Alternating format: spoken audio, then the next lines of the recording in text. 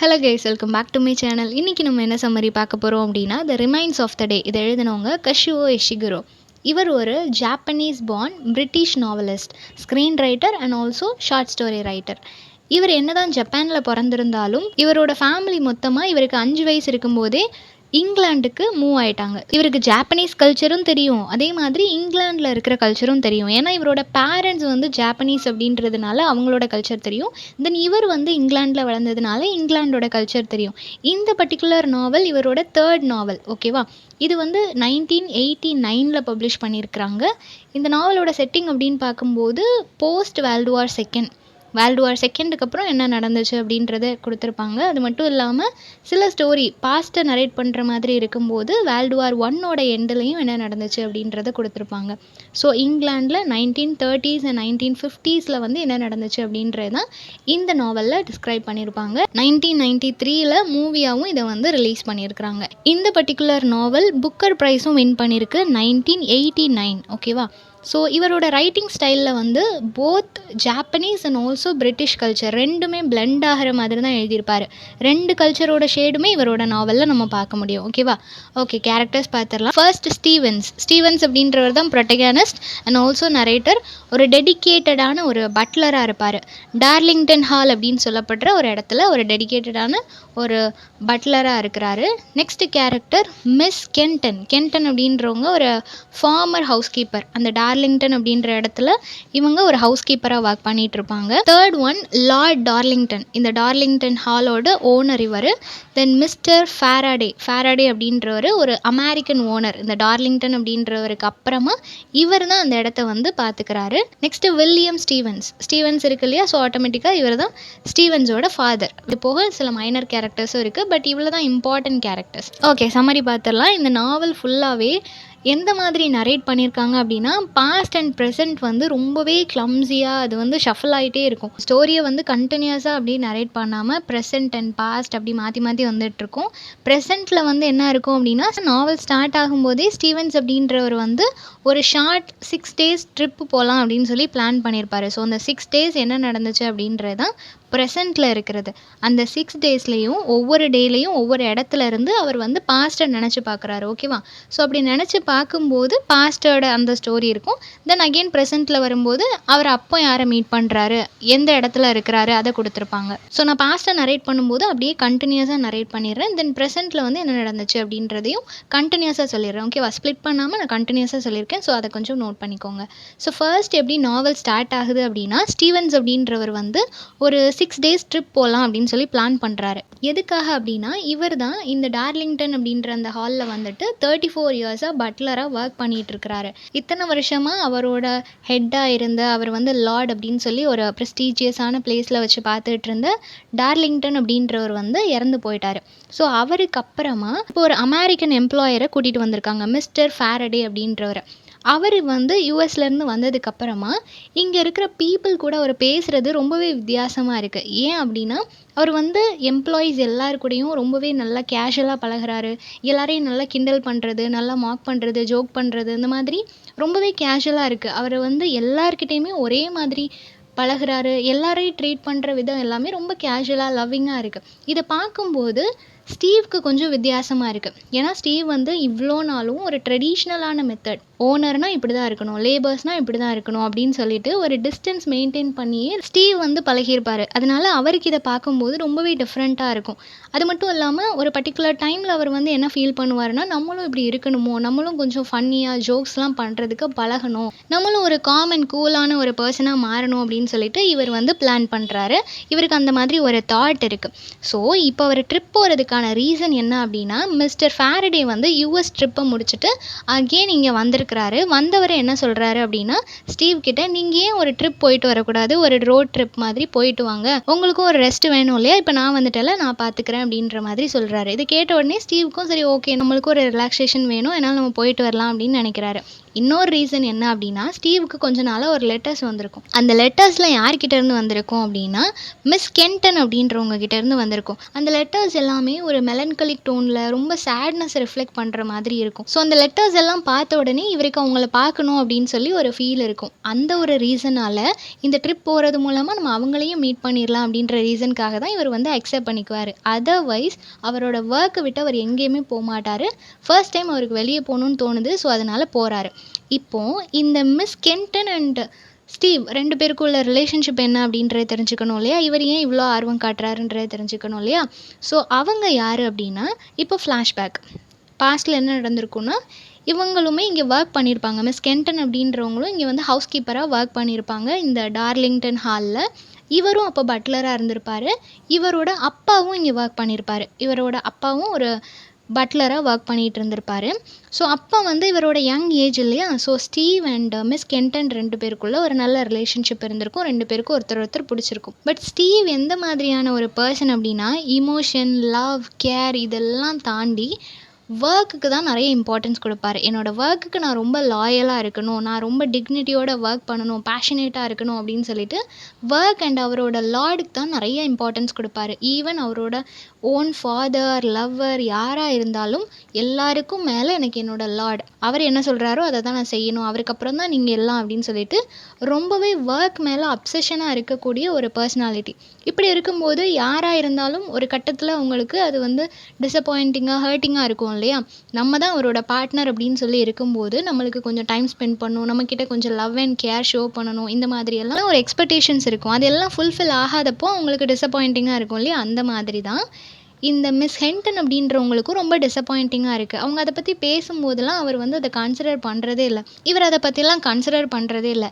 இவருக்கு ஒரு பெரிய இன்ஸ்பிரேஷன் யார் அப்படின்னா, இவரோட ஃபாதர். இவரோட ஃபாதரும் ஒரு பட்லராக அங்கே இருப்பார். அவர் வந்து ரொம்பவே டிக்னிட்டியான ஒரு பர்சன். அவருமே இவரை மாதிரி தான் ரொம்ப ஒர்க்கில் ரொம்ப பேஷனேட்டாக இருக்கிறவர். இருந்தாலும் கம்பேரிட்டிவ்லி அவங்க அப்பா கொஞ்சமாவது ஃபேமிலிக்கு இம்பார்ட்டன்ஸ் கொடுப்பாங்க.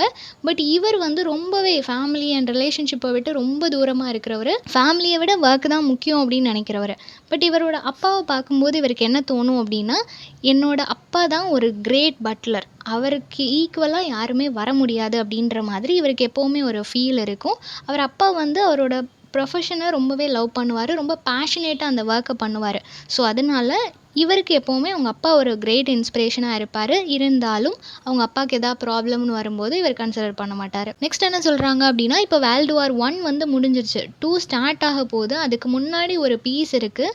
அந்த மொமெண்ட்டில் என்ன நடக்குது அப்படின்றதான் சொல்லியிருக்காங்க. இந்த லார்ட் டார்லிங்டன் அப்படின்றவர் வந்து ஒரு பெரிய பொசிஷனில் இருக்கிற ஒரு அத்தாரிட்டியில் இருக்கிற ஒரு பர்சன். ஸோ இவர் என்ன நினைக்கிறாரு அப்படின்னா, எப்படியாவது இதை வந்து நம்ம சால்வ் பண்ணிட்டோம் அப்படின்னா இதுக்கப்புறம் வேர்ல்டு வார் 2 வராது அப்படின்னு சொல்லி இவர் ஃபீல் பண்ணுறாரு. பட் மக்கள் எல்லாரும், அவரோட ஃபேமிலியில் இருக்கிறவங்க எல்லாரும் அவரை தப்பாக புரிஞ்சுக்கிறாங்க. அவர் ஒரு ட்ரேட்டர் அப்படின்ற மாதிரி நினச்சிக்கிறாங்க. ஏன் அப்படின்னா, அவர் வந்து எல்லாருக்கிட்டேயும் நம்ம வந்து சமாதானம் பேசணும், எல்லாரையும் நம்ம ஒத்துக்க வைக்கணும், எல்லாரும் புரிஞ்சுக்கணும் அப்படின்னு சொல்லிட்டு ஃப்ரெஞ்சு, ஜெர்மன், அமெரிக்கன் இந்த மாதிரி ஒவ்வொரு பிளேஸில் இருக்கிற இம்பார்ட்டண்ட்டான பீப்புளை கூப்பிட்டு அவங்கக்கிட்ட பேசணும் அப்படின்னு சொல்லி இவர் நினைப்பாரு.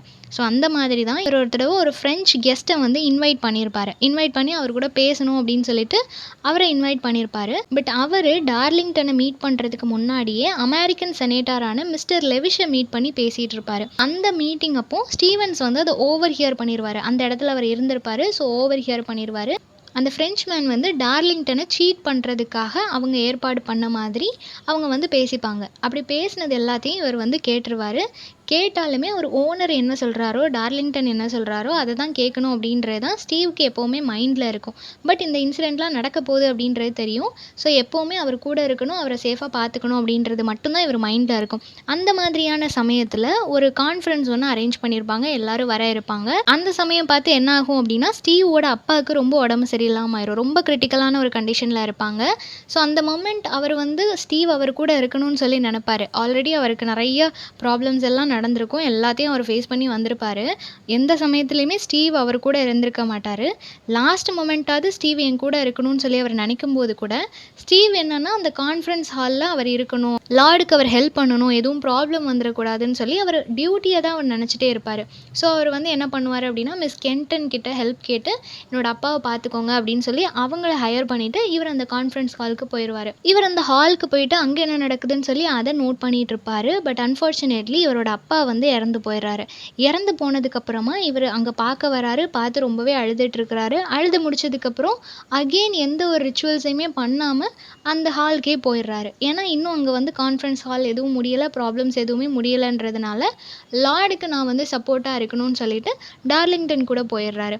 இதெல்லாம் பார்க்கும்போது மிஸ் கென்டனுக்கு ஒரு பக்கம் பயமா இருக்கும். இன்னொரு பக்கம் அவங்களுக்கு ரொம்ப கவலையா இருக்கும். இந்த மாதிரியான ஒரு பெர்சனையா நம்ம லவ் பண்ணோம். இப்படியே போயிட்டு இருந்துச்சுன்னா நம்மளோட ஃப்யூச்சர் எந்த மாதிரி இருக்கும் அப்படின்னு சொல்லிட்டு இவங்க ரொம்பவே ஃபீல் பண்ணுவாங்க. ஸோ அவர்கிட்ட இத பத்தி பேசணும்னு சொல்லி ட்ரை பண்ணுவாங்க.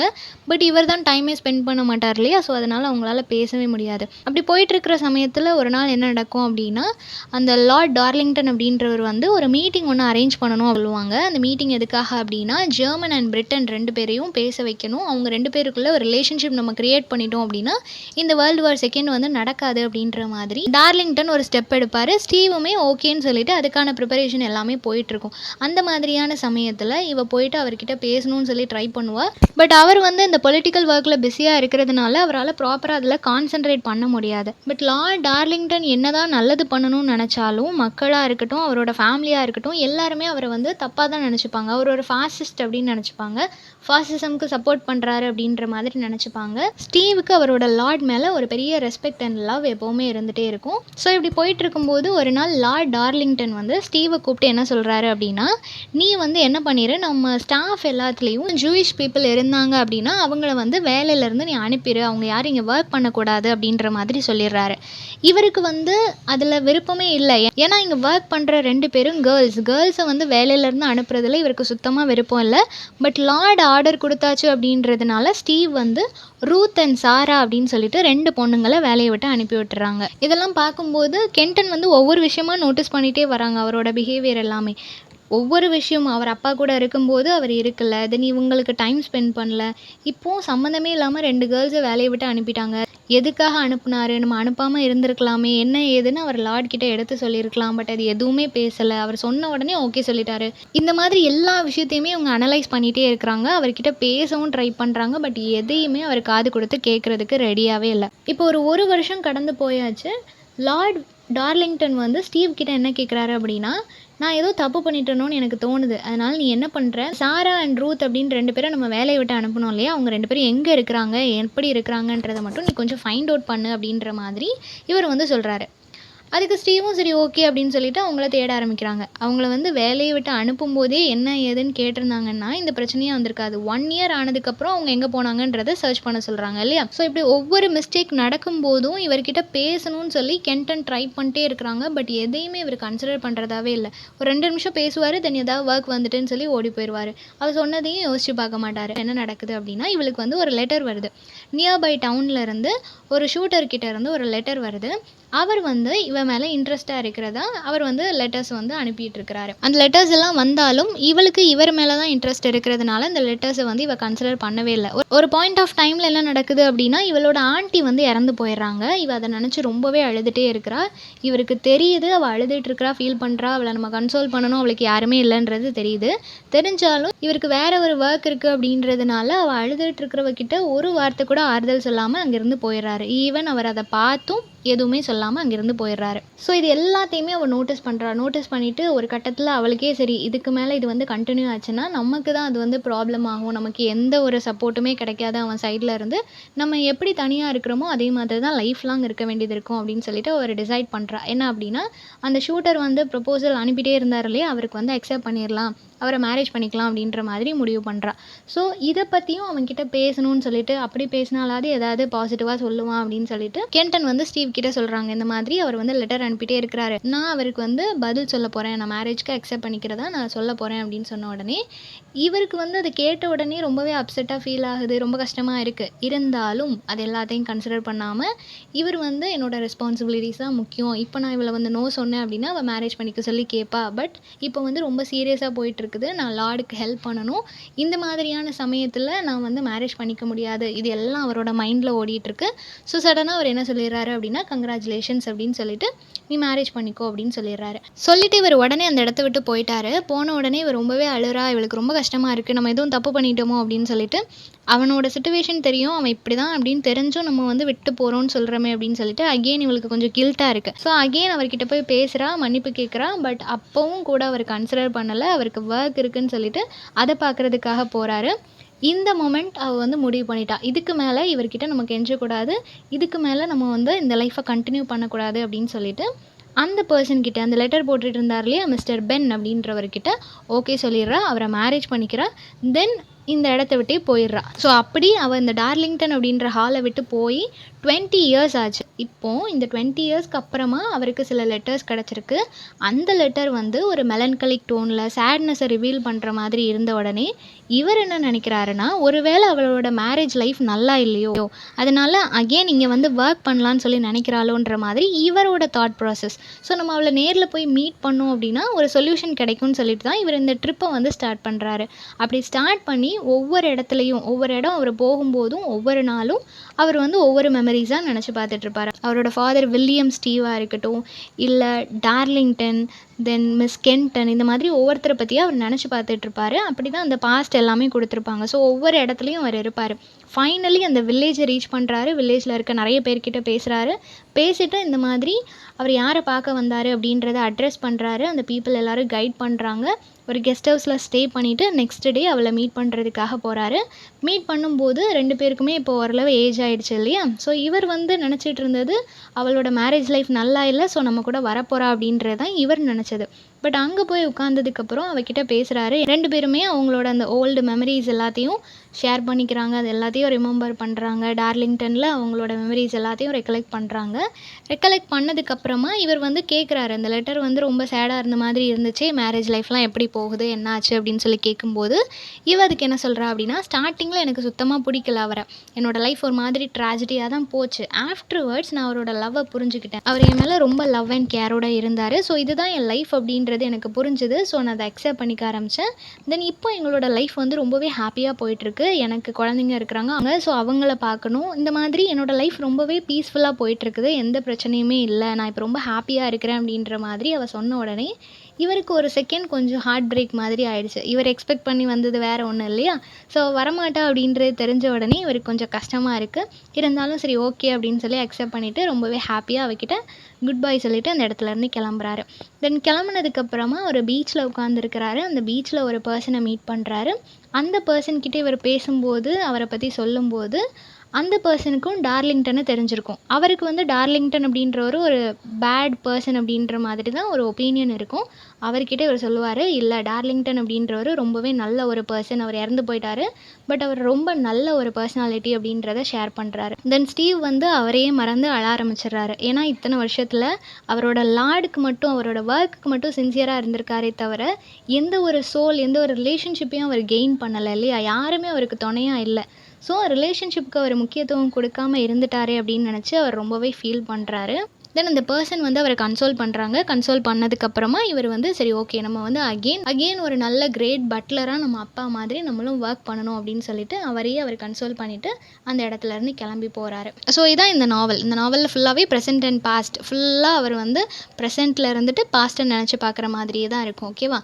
ஸோ ஒரு நல்ல பட்லராக அவரோட ப்ரொஃபஷனில் அவர் வந்து லாயலாக ட்ரூத்ஃபுல்லாக இருக்கணும்னு நினச்சாரு. பட் பர்சனல் லைஃப்பில் அவரால் சக்ஸஸ்ஃபுல்லாக இருக்க முடியல. ஸோ ஒரு நல்ல கிரேட் லைஃப் நம்ம லீட் பண்ணணும்னு நினச்சோன்னா both professional and also personal ரெண்டுக்குமே இம்பார்ட்டன்ஸ் கொடுக்கணும்.